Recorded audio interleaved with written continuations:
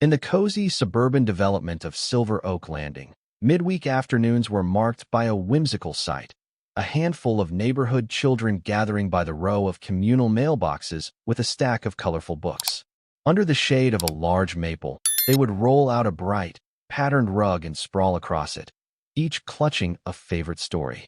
While moms and dads stopped by to collect mail and chat with neighbors, the kids used this moment to indulge in read-alouds.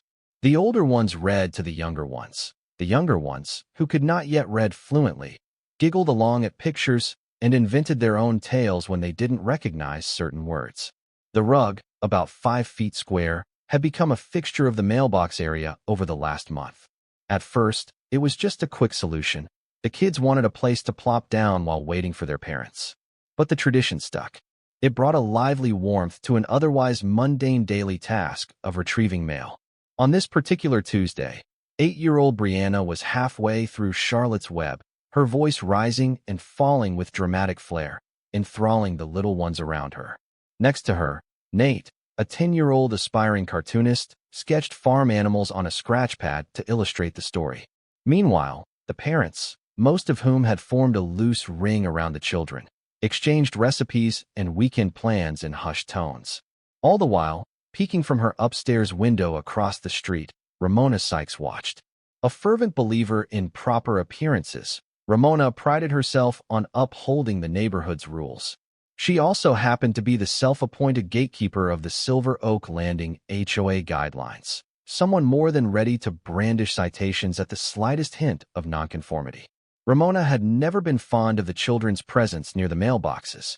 In her mind, the area was for adults to pick up their envelopes, packages, and letters, then leave.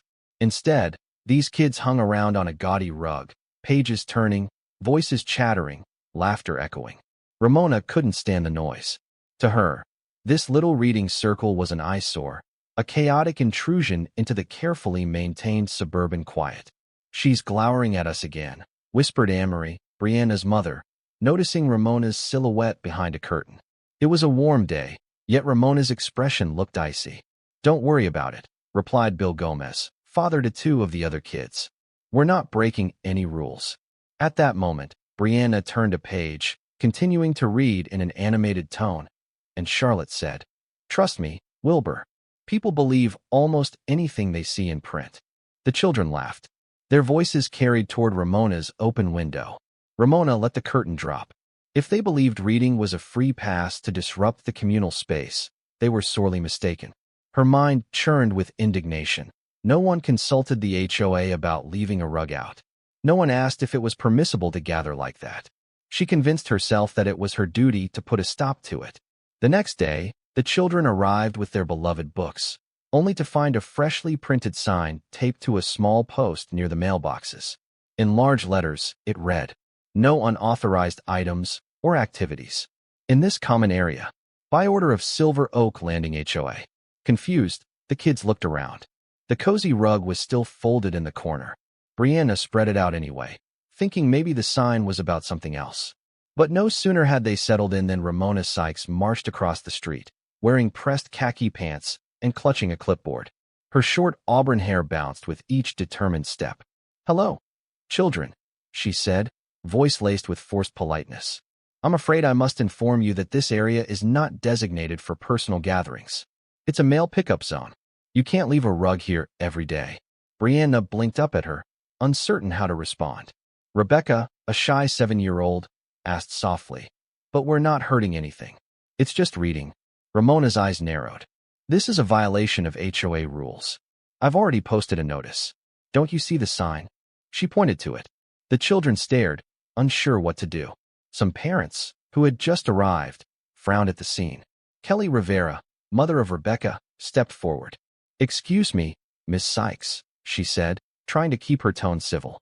"We've been doing this reading corner for about a month. No one's complained before." Ramona pressed her lips into a thin line. "Well, I'm complaining now. It's not an approved usage of common property.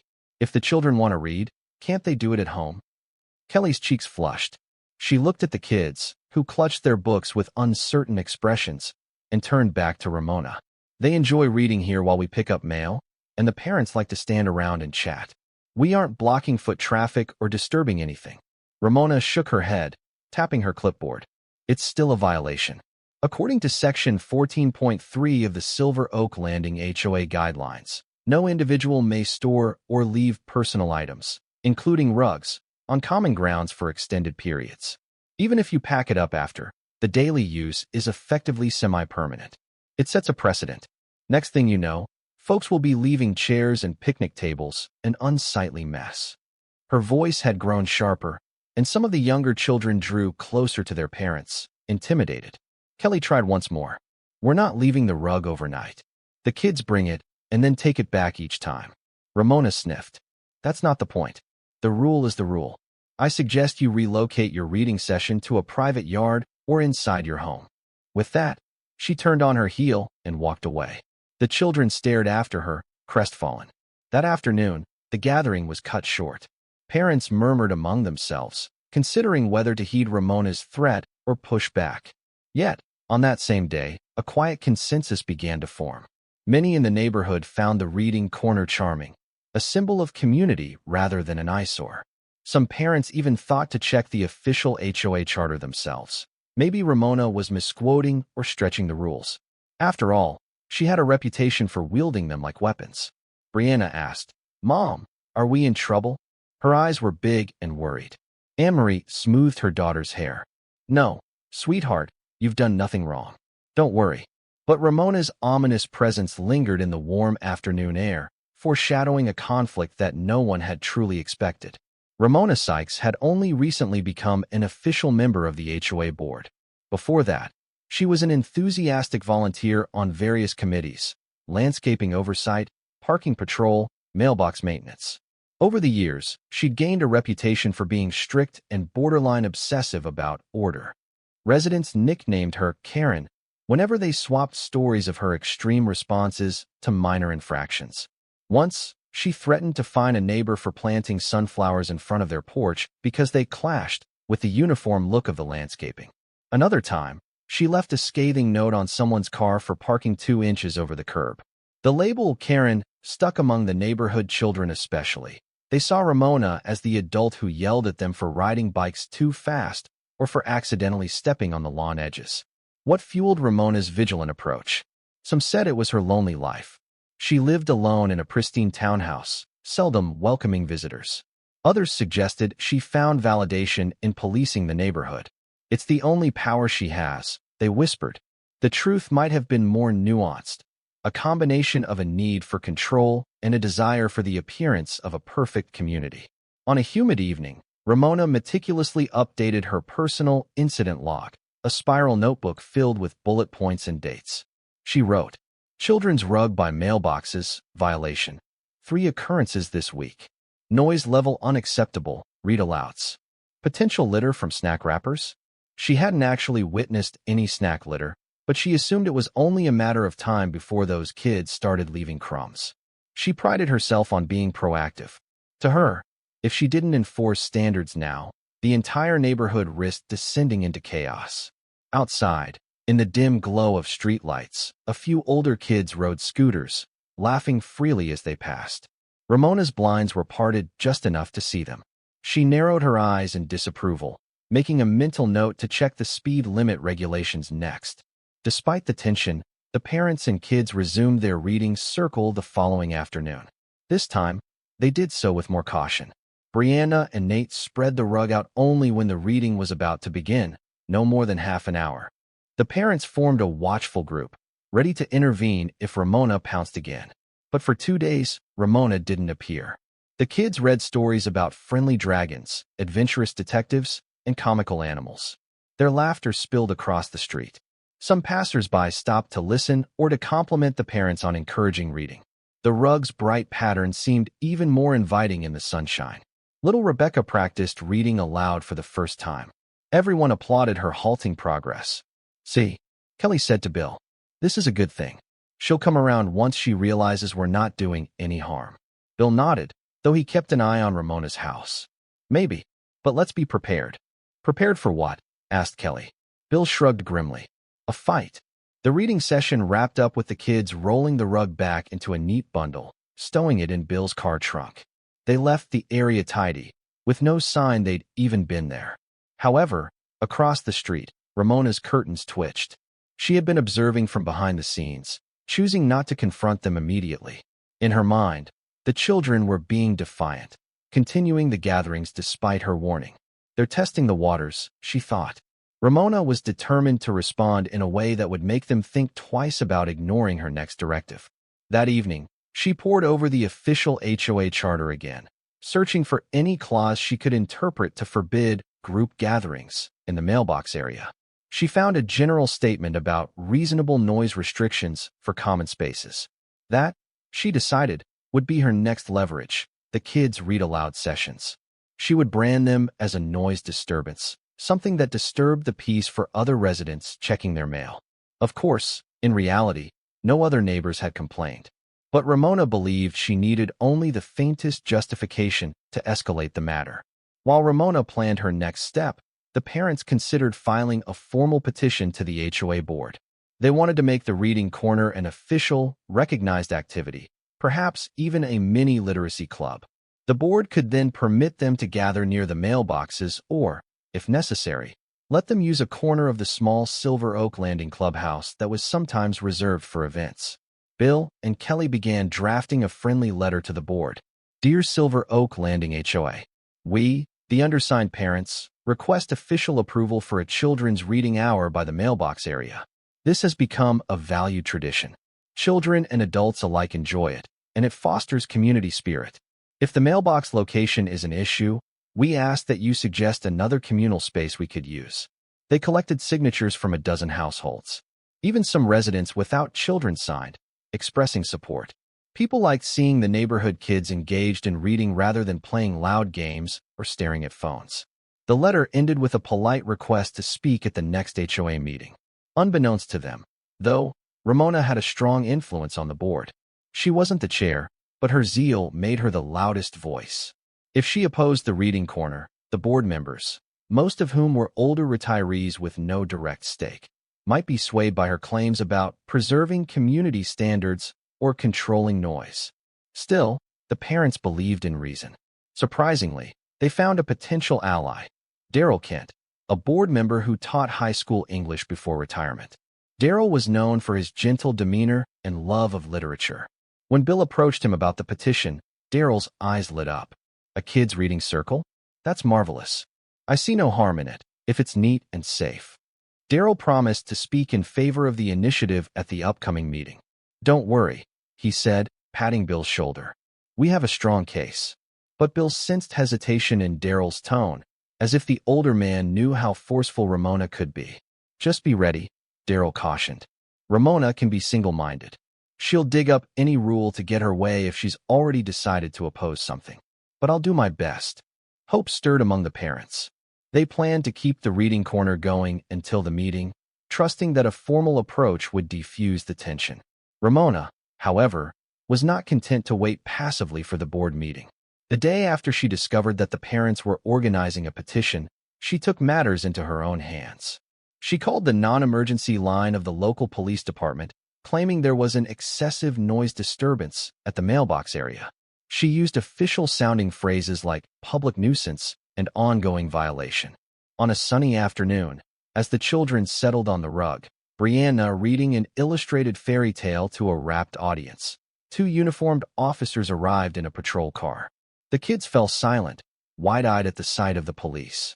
Afternoon, said one officer, stepping out. He seemed puzzled by the scene. A group of children on a rug, parents standing around looking equally perplexed. We got a call about noise? Bill came forward.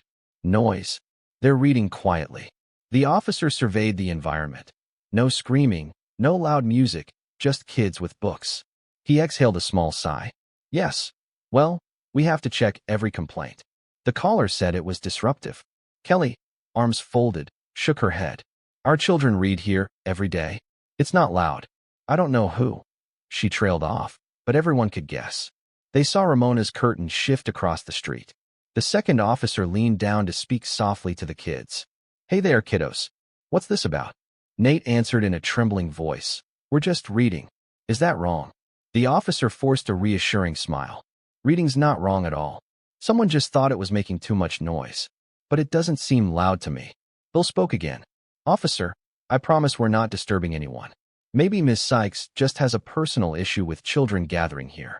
The officer nodded, taking a quick look around. Well, there's no violation of any city noise ordinance. We'll file a routine report that everything's fine. He paused, eyeing the parents kindly. Have a good day.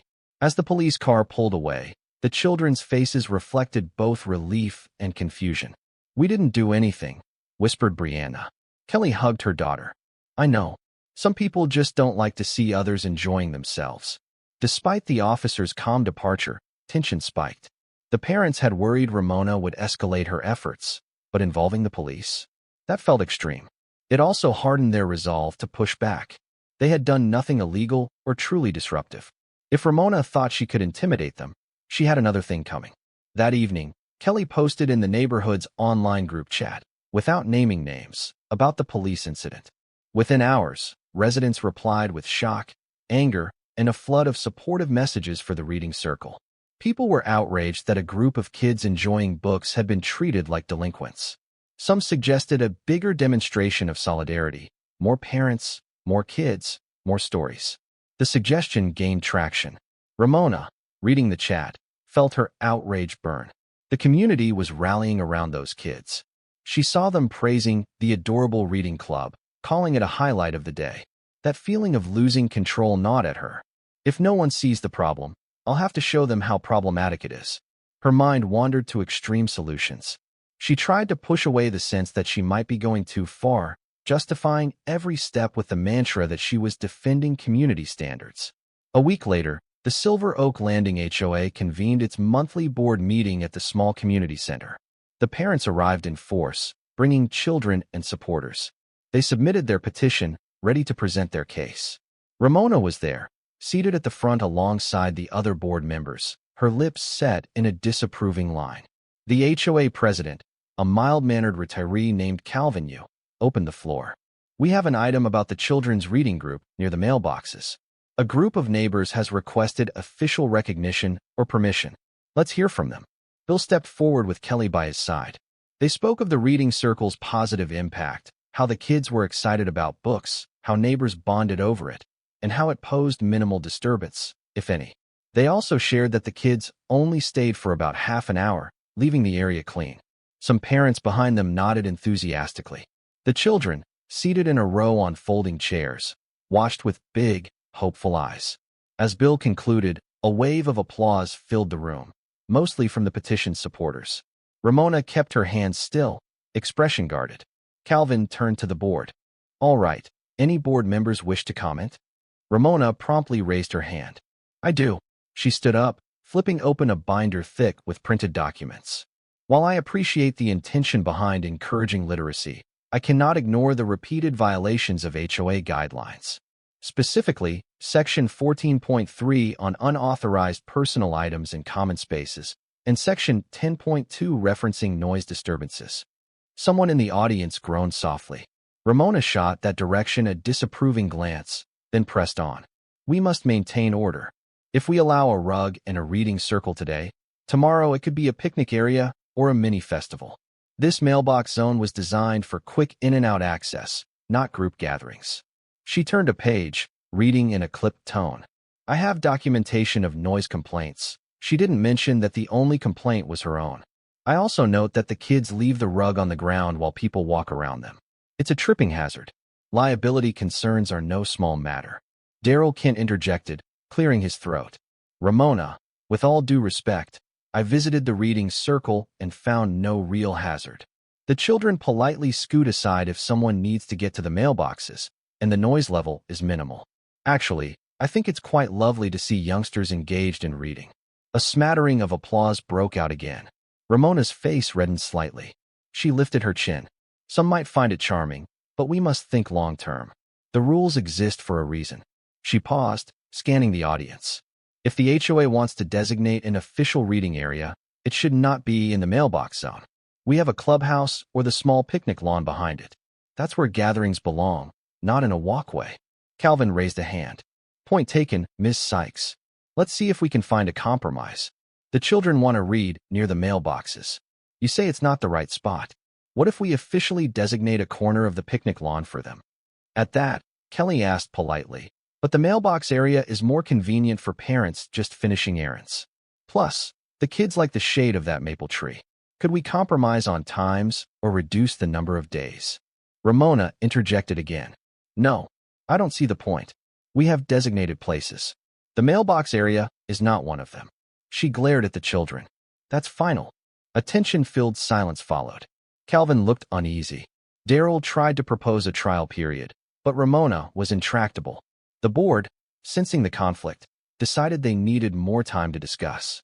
They voted to table the final decision until the next meeting, a month away.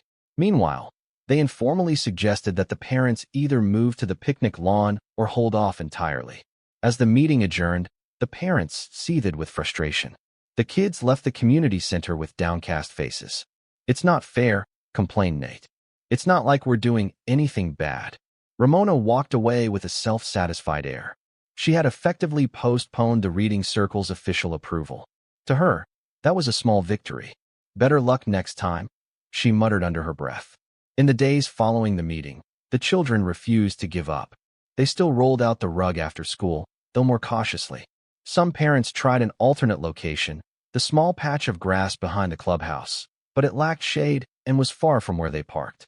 Moreover, the kids loved the mailbox area, which had become a ritual. The community was used to seeing them there. Ramona stayed vigilant, observing from her window whenever she suspected the reading circle was active. She didn't call the police again. That fiasco had only garnered sympathy for the children. Instead, she wrote strongly worded emails to the HOA, urging them to enforce the ban on the rug. The HOA responded politely, but told her they'd discuss it at the next monthly meeting. That only fueled Ramona's anger. The board was too slow, too bureaucratic. Meanwhile, the children disobeyed every sign she posted. One sweltering afternoon, Ramona confronted the group directly again. She stomped over, her face taut with annoyance. Still here, she snapped. Didn't the board ask you to move to the picnic lawn? Bill, who was flipping through a magazine while the kids read, looked up calmly. They said we could wait until the official vote next month. We aren't violating any city laws or actual HOA bylaw that specifically bans reading here. You have no right to force us away. Ramona's eyes flashed. She pointed at the striped rug. This is an unauthorized personal item left on common property. You're in violation. Bill shrugged. We bring it and take it. It's not left here permanently. Ramona had no immediate retort for that. The children stared, fear mixing with annoyance. After a moment, she turned on her heel and left. But the storm brewing inside her was evident. She muttered something about enough is enough. That evening, a number of parents gathered at Kelly and Bill's home to discuss next steps. They debated holding an official protest or contacting local newspapers for a human interest story about a woman who couldn't tolerate kids reading. Some favored compromise. Maybe they could shift the reading circle to a less central location near the mailboxes. Others insisted it was a matter of principle now. They had the right to a quick, harmless gathering. In the end, they decided to maintain the status quo until the board's final decision. They believed their numbers and the general goodwill of neighbors would stand against Ramona's fussing. None of them imagined that Ramona would escalate beyond complaints and idle threats. Surely, she wouldn't do anything physically destructive, right? Late one Saturday afternoon, the children wrapped up their reading session and left the rug in Bill's trunk as usual. They headed home for dinner. The mailbox area was silent and deserted by dusk. After nightfall, with the streetlights casting faint puddles of illumination on the pavement, Ramona felt her frustration reach a boiling point. From her window, she stared at the empty mailbox zone. Her mind whirled with resentment. She convinced herself that the children's defiance was an insult to her authority and a threat to the community's order. They need a lesson. She waited until around 11 p.m., when the street was dark and quiet, then slipped outside. In her hand, she carried a pair of scissors and an old gardening trowel. Her plan wasn't entirely clear, even to herself. She just knew she wanted to sabotage their story corner so thoroughly that they wouldn't dare set it up again. But the rug wasn't there. It was at Bill's house. No matter, she thought, prowling the area near the mailboxes. Her eyes landed on a small plastic bin, painted bright colors. that the children sometimes kept with them to store extra books or crayons. The bin wasn't a permanent fixture, but it had been left behind that afternoon by accident. Inside were a few well-worn paperback storybooks. Perfect. She felt a surge of vindictive energy. Ramona yanked the bin free from its spot near a bench. In the faint light, she could see cartoonish covers on the books, a princess tale, a dog adventure, a few picture books. She opened the bin and pulled out the first volume, a dog-eared library copy. Without hesitating, she jammed her scissors through the pages, ripping them apart. She tore at another book, letting pages flutter to the ground. Fueled by adrenaline, she stomped on the scattered pages, imagining it was that gaudy rug. The quiet night made each rip and shred sound oddly loud. She breathed heavily, her heart pounding with an odd mix of triumph and guilt. Still, she didn't stop. She used the trowel to crack the plastic bin, then hurled it aside. Pieces skittered across the pavement, along with confetti-like scraps of paper. When she finished, the children's tiny story corner supply box lay in shambles, the books thoroughly destroyed. Ramona stared at the mess, her pulse still racing. Suddenly, realization dawned. This is vandalism. The thought of being caught twisted her stomach with fear. She hurried to gather some torn pages, stuffing them into a garbage bag she'd brought, hoping to remove evidence. Then, hearing a distant car, she panicked and fled, leaving behind partial debris. Back in her house, she sank onto her couch, adrenaline crashing. "They'll see it was vandalized," she whispered, pressing her trembling hands to her face. But her anger still smoldered. In her warped logic, she rationalized that the kids were the real offenders, and she was just administering harsh but necessary justice. Outside, a single street light illuminated the scene of scattered book pages and a cracked plastic bin near the mailboxes, an eerie testament to Ramona's act of rage. Sunrise revealed the heartbreaking aftermath. Brianna, excited to read with her friends on a weekend morning, arrived with her mother and discovered the destroyed remains of the bin. Torn pages fluttered in the mild breeze, some stuck to the curb. The plastic bin lay split in two. Brianna let out a gasp, tears immediately welling in her eyes. Who would do this? Anne-Marie crouched down, picking up the scraps of paper. She recognized a library book stamp on one shredded cover. Her heart sank at the realization that this was no accident. "Someone did this on purpose, honey," she said softly, hugging her trembling daughter. Word spread quickly. Parents came to see the damage, their shock turning to anger. Kelly found her daughter's favorite storybook in tatters. Bill discovered the missing crayons, smashed into bits. The children hovered nearby, some crying, some silent in disbelief. Within an hour, a small crowd gathered, including neighbors without kids, appalled by the scene. "Who'd do such a thing?" murmured one older resident. "This is insane. It's just kids' books." Most suspected Ramona immediately, but no one had proof. One neighbor, Tyler McCann, had a doorbell camera pointed partially toward the mailbox area. "Let me check the footage," he said, running home to see if anything had been caught on video. The rest of the group started picking up the fragments, salvaging what they could. Brianna sniffed, eyes red. "Those were my library books. Now we'll have to pay for them." Anne-Marie patted her shoulder. "We'll handle it. It's not your fault." Meanwhile, Bill called the local police's non-emergency number to report vandalism. The same officer from before arrived, shaking his head in disbelief when he saw the destroyed books. "This is messed up," he muttered. He took pictures, asked questions, and promised to check if any security cameras in the area might have caught something. Kelly, voice trembling with rage, turned to the others. "We can't let whoever did this get away. They destroyed property, traumatized our kids. If it's who we think it is, we need to push the HOA to act." Standing at a slight distance was Ramona herself, arms folded, eyes scanning the scene. She wore an expression of disapproval, as if the mess was an inconvenience to her.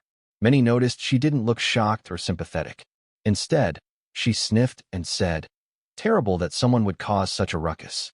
Perhaps this will encourage you to find a better spot." Outrage flickered in Kelly's eyes. "How dare you? Our children's books were destroyed." Ramona lifted a brow. "I'm simply saying, if you had complied with the board's request to move, this might not have happened." She shrugged, turning away. To the parents, it sounded almost like a confession, or at least an admission of satisfaction. They glared after her, more convinced than ever that she was behind it. But for now, it was speculation. The parents vowed to confront her properly once they had evidence.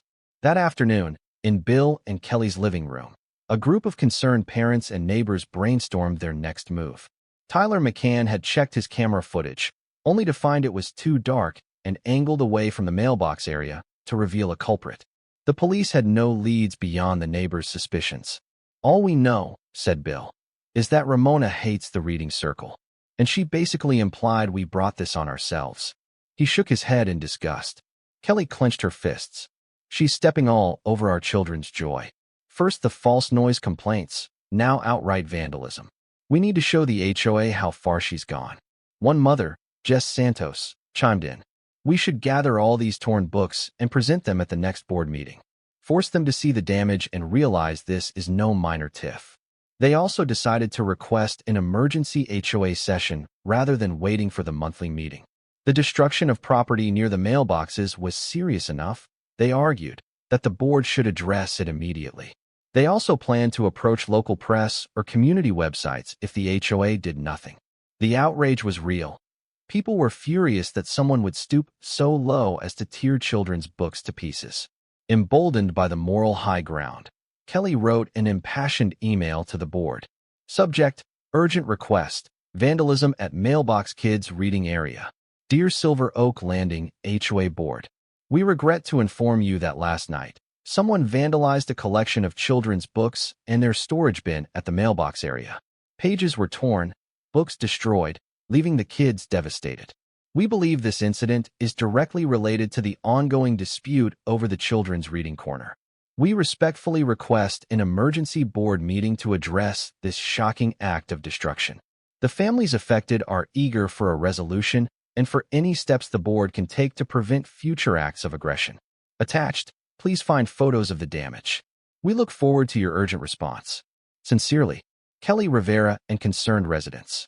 Within hours, they received a reply from Calvin Yu, the HOA president, expressing sympathy and promising to schedule an emergency session in 3 days' time. Daryl Kent also wrote personally to Bill, saying he was disgusted by the vandalism and that he'd do everything in his power to help. Meanwhile, the children were left grappling with sadness and a sense of violation. The reading circle, once a source of joy, now felt tinged with fear. Some kids worried that the next time they brought books, they'd be destroyed again. Brianna tearfully asked her mother, "Why do grown-ups do mean things to kids' stuff?" Anne-Marie had no satisfying answer. The day of the emergency HOA meeting arrived. The community center was packed to an extent rarely seen, with nearly every seat filled. Word had spread of the destroyed storybooks, and many residents, parents or not, came to express their outrage at the senseless act. On the dais sat the board, President Calvin Yu, Daryl Kent, 3 other members, and Ramona Sykes. Ramona's expression was grim but unreadable. She wore her typical neat attire and clutched a folder, presumably containing any defenses or arguments she intended to make. Calvin opened the meeting by acknowledging the vandalism. He showed printed pictures of the torn pages and cracked bin on a projector screen. Gasps filled the room, and a hush fell. Kelly Rivera took the microphone first, speaking on behalf of the parents. Her voice trembled with emotion. These books were precious to our children. They were learning to love reading. Now they're scared to bring their favorite stories outside. This wasn't just a prank. It was a targeted assault on a simple, wholesome activity. Applause and supportive murmurs swelled. Kelly continued, "We suspect the motive stems from the dispute over the mailbox reading corner. While we can't prove who did it, it's obvious the vandal wanted to shut down our children's reading group by force." She turned to the board, tears in her eyes. "We beg the HOA to condemn this act. Approve our reading circle officially. Provide a safe space if the mailbox area is truly not permissible. But do not let intimidation win." When she finished, a wave of applause broke out. Some board members nodded sympathetically. Ramona stared at her notes, jaw tight. Calvin invited comments from the board. Daryl spoke. "This is terrible, and I fully support designating a safe, welcoming space for these kids. If the mailbox area is a genuine hazard, let's find an alternative. But under no circumstances should we tolerate violence against property or threaten children's activities." Cheers followed his statement. Finally, Ramona raised her hand. The crowd quieted. She stood, clearing her throat. "This destruction is unfortunate," she began, sounding forced. "I do not condone vandalism. However, we still can't ignore that the mailbox area is not meant for gatherings. Our guidelines exist to keep everything orderly. The parents have repeatedly defied requests to move." Kelly's face reddened with anger. "We defied you because the board hasn't made a final ruling, and we only gather for half an hour a day. That's hardly an imposition." Ramona lifted her chin. "It's not just an imposition, it's a safety and noise concern. But let's set that aside. Whoever destroyed these books acted on their own. Implying it was me is." She paused, scanning the crowd. The tension was palpable. Many eyes bore into her, suspicion evident. Ramona's voice faltered slightly. "Is misguided," she finally said. "We have no proof. We must address the real issue. These gatherings need to follow protocol or relocate. That's all." Some people booed softly. Daryl pressed the microphone. "Ms. Sykes, your stance on the location is noted. But what about the bigger picture? This community values literacy, calm gatherings, and, yes, the well-being of our children. Don't you think we should show solidarity after such a malicious act?" Ramona took her seat without answering. Calvin sighed and turned to the other board members. They briefly deliberated off microphone. Then Calvin announced, "We will make a formal ruling now. First, the HOA unanimously condemns the vandalism. If the culprit is found, we will prosecute to the fullest extent. Second, we propose to allow an official children's reading time in the community, with two options: the picnic lawn or our rec hall if the weather is bad. We'll set up guidelines for scheduling and noise levels. If the parents still insist on the mailbox area, we can discuss it further, but let's at least ensure these kids have a recognized place to gather." The parents didn't get their exact wish of staying near the mailboxes, but the rec hall was larger, safer, and climate-controlled. They recognized this as a victory nonetheless, an official endorsement from the HOA for a reading group. The crowd cheered. Kelly nodded, stepping back to speak softly with Bill. "We can adapt. If it's official and we have a bigger space, that might be even better for the kids." Bill agreed. "Yes, we'll do it. The important part is that we haven't been silenced." Ramona frowned. In a single stroke, her campaign to disband the reading circle was undone. The HOA had not only tolerated it, but now encouraged it. The vandals' cruel act, her own, if only they knew, had backfired, spurring an even larger initiative for children's literacy. Ramona's shoulders tensed with the realization that she might have single-handedly created the environment for a bigger, stronger reading club. Within a week, the first official story hour took place in the Silver Oak Landing Rec Hall. Parents arrived with their children, carrying piles of books. The HOA provided a few folding tables and chairs, but the parents added cozy beanbags, throw blankets, and bright cushions. They even decorated a corner with colorful posters, alphabet charts, storybook characters, and a homemade banner reading, "Reading is fun." The result was magical. The rec hall offered ample room for a larger group. More children showed up, bringing siblings and friends. Some parents volunteered as read-aloud leaders, and occasionally older kids took a turn practicing their storytelling skills. A small library cart was donated by a neighbor who worked at a local school, giving them storage for extra books. Over the next few sessions, families shared potluck snacks, a far cry from the modest meetups near the mailboxes. The children loved it. Yes, they missed the shade of the maple and the convenience of reading outdoors, but they had gained a bigger sense of community. Parents who hadn't known each other well before now bonded over reading schedules, snack duty, and shared enthusiasm for nurturing literacy. Calvin Yu and Daryl Kent visited to see the new setup, smiling broadly at the sight of so many kids engaged in quiet reading. "This is wonderful," Daryl said, patting Bill on the back. "A far cry from the petty disputes we've had." Meanwhile, Ramona lingered at the edge of the rec hall on the first day, observing. She had come under the pretense of ensuring compliance, but really, she wanted to see if her worst fears about noise or clutter were validated. Instead, she found a tidy, well-organized gathering. The parents had even posted a sign reminding everyone to keep voices low, clean up trash, and treat the hall with respect. Ramona's stomach twisted. She recognized that the reading circle had transformed into something bigger, better, and now wholeheartedly endorsed by the HOA. If her aim had been to stifle the kids' gatherings, she had failed spectacularly. At the same time, She sensed the hostility from the parents. None of them welcomed her. She stood alone, arms folded, receiving only cold stares or curt nods.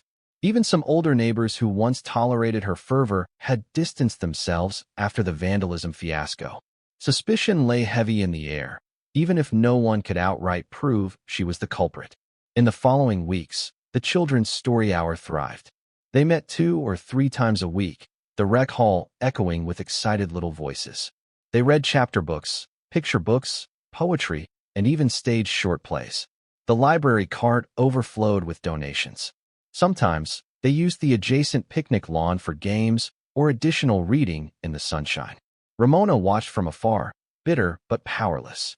Her meltdown at the mailbox corner, her attempts to quell the so-called noise, had inadvertently launched a more extensive literacy program. Now the neighborhood was celebrating it. How humiliating, she thought.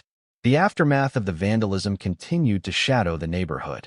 Some parents still felt uneasy, worried that if they left anything unattended, it might be destroyed again. They urged each other to keep an eye out for suspicious behavior, especially near the rec hall. Over time, though, no further acts of aggression occurred. The children, resilient and upbeat, carried on. Many of them realized that the new setup was actually more fun, with beanbags, extra books, and no scowling Karen looming over them. The kids began calling themselves the Silver Oak Book Club, and even designed a small logo, a leafy oak with a stack of books at its base. As for Ramona, she found her influence on the board waning. Calvin and Daryl, seeing the positive response to the new reading program, championed other community-building activities too, monthly potlucks, a gardening club, and a dog-walking group. Each time Ramona tried to object, the board outvoted her, reminding her that the HOA existed to serve the residents' interests, not just her personal vision of uniformity. Among neighbors, Ramona's reputation sank lower. She often overheard whispered jokes calling her Karen. Some residents avoided her altogether. Others confronted her with suspicious glares. "You must feel good about yourself," someone once muttered as they passed her on the sidewalk, referencing the shredded books. Ramona bit back a retort, too fearful of drawing more scrutiny. She spent more time indoors, curtains drawn, updating her incident log in the vain hope of finding some new violation to highlight. But the neighborhood was happier now, largely thanks to the sense of unity sparked by the reading club. No one gave Ramona's petty complaints much weight anymore. In an unguarded moment, she sometimes felt pangs of shame. She never imagined stooping so low as to destroy children's books. But she wouldn't, admit it, not even to herself. She told herself she'd cleaned up an unruly problem. Yet the guilt refused to vanish entirely, gnawing at her late at night. The single comfort she clung to was that no one had proven her guilt. A few months after the vandalism incident, the Silver Oak Book Club hosted a reading festival in the rec hall. It was a modest affair, but felt momentous for the community. Parents set up booths where kids could swap books or donate old ones. Daryl gave a short welcome speech, praising the children's newfound love of reading and the positive impact on community spirit. Families arrived with snacks, potluck style. The rec hall buzzed with laughter. A small group of teens helped the younger children with craft projects, handmade bookmarks, finger puppets for story dramatizations. Outside, a local library staffer had set up a small traveling bookmobile, enabling folks to check out new titles on the spot. Calvin wandered around, grinning ear to ear. "I haven't seen the neighborhood this lively in years," he exclaimed to Bill. Bill nodded proudly. "It's amazing how far we've come from just a few kids reading by the mailboxes." Kelly, welcoming newcomers at the door, spotted a figure lingering by a corner. Ramona Sykes. Kelly's smile faded slightly, but she resolved to be civil. She walked over. "Hello, Miss Sykes," she said in a neutral tone. "Here for the festival?" Ramona hesitated, looking out of place in her crisp blouse among the more casual attire. "I was just checking that everything is under control," she said stiffly. "No violation of capacity limits, I hope." Kelly forced a polite nod. "We have the hall reserved. The board approved it, and we're well within the fire code limit. You're welcome to join us if you like." Ramona opened her mouth as if to retort, but no words came. She gazed at the swirl of kids flipping through books, parents chatting happily, the big banner reading Silver Oak Reading Festival. Even a traveling library outside. This was precisely the kind of large-scale event she had feared would clutter the community. And yet, the atmosphere was undeniably joyful, with no sign of disorder. I'll just look around," she finally said, crossing her arms. She ambled through the rec hall, scanning the booths, hearing children read aloud to each other. Some recognized her, the dreaded Karen, and shrank back or whispered. Others took no notice, too engrossed in their stories. A pang of envy and regret twisted in Ramona's chest. She saw the sense of belonging these families shared, and realized she stood utterly apart from it. The new reading club she tried to crush had blossomed into something far beyond her control. It was a humbling, lonely realization. Outside, the sun shone on the library's mobile van.